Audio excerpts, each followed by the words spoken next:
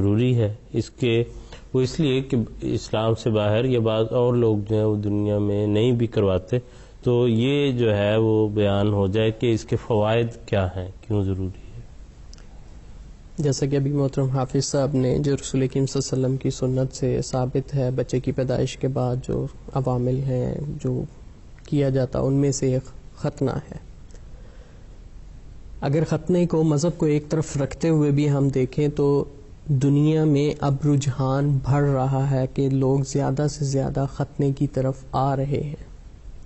جب ختنے کی فلسفی میں جاتے ہیں تو فلسافیکلی اس کو انالیسس کرتے ہوئے ہم دیکھیں کہ فتنے کی 4 وجوہات جو میڈیکلی ثابت ہیں دنیا میں مانی جاتی ہیں as a universal truth now, کہ سب سے پہلے یہ وہ کہتے ہیں کہ medical therapeutic point of view سے کہ جو طبی فوائد ہیں اس کے نتیجے میں، جو جسمانی ساخت کے لحاظ سے جو انسانی طبیعت کے اندر اس کے فوائد ہیں وہ بھی ثابت ہیں، اور ڈاکٹرز نے تجربات کے ذریعے، مختلف انالیسس کے ذریعے، ریسرچ کرتے ہوئے ان چیزوں کو ثابت کیا ہے. اور دوسری بات وہ کہتے ہیں کہ preventive hygienic point of view سے کہ جو بیماریاں ہیں ان سے خود کو محفوظ کرنے کے لیے، اپنے جسم میں طہارت پیدا کرنے کے لیے، جو جراثیم ہیں ان سے پاک رہنے کے لیے یہ ضروری ہے. مذہب کے طور پر اگر دیکھا جائے تو یہ لازمی نہیں ہے کہ صرف اسلام نے ہی یہ حکم دیا ہے. ختنہ کی جو رسم ہے یہ سنت ابراہیمی کہلاتی ہے کہ حضرت ابراہیم علیہ السلام، جیسا کہ محترم حافظ صاحب نے گزشتہ پروگرام میں بھی یہ ذکر کیا تھا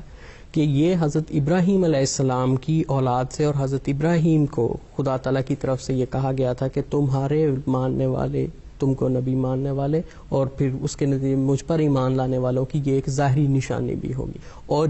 یہ سلسلہ چلتے چلتے پھر آگے انبیاء میں وہ تعلیمات کی شکل میں حضرت موسیٰ علیہ السلام کی شریعت میں بھی وہ جاری رہا، اور حضرت رسول کریم صلی اللہ علیہ وآلہ وسلم نے بھی یہ حکم، یہ عمل اس کو جاری رکھا. اور سنت نبوی صلی اللہ علیہ وسلم سے یہ ثابت ہے کہ گویا یہ وہ عمل تھا جو گزشتہ انبیاء اور قوموں میں چلتا آ رہا تھا، اور رسول کریم صلی اللہ علیہ وآلہ وسلم نے بھی اس کو اپنی امت میں جاری فرمایا. یہ ان احکام میں سے ایک ہے، لیکن اس لحاظ سے یہ ضروری ہے. اور چوتھی ایک وجہ جو عام طور پہ بیان کی جاتی ہے کہ وہ بعض قبائل ایسے ہیں یا بعض تمدن ایسے ہیں جہاں پہ لڑکیوں کا بھی ختنہ کیا جاتا ہے، جو کہ ان کے کلچرل ویلیوز کو مد نظر رکھتے ہوئے ہے. گویا یہ 4 آسپیکٹس ہیں جو کہ یہ بتاتے ہیں کہ صرف مذہب کے لحاظ سے ہی نہیں بلکہ اس کے طبی فوائد اور بیماریوں سے نجات، اور بعض جگہوں پہ کلچرل ویلیوز کی وجہ سے بھی، جن میں خاص طور پہ افریقہ کے بعض حبشی قبائل جو کہ انسانیت جو اخلاقیات ہیں ان سے بھی ایک حد تک اگر ظاہری طور پہ دیکھا جائے تو اس وقت وہ دور تھے، لیکن ان میں یہ رسم جو ہے وہ جاری تھی.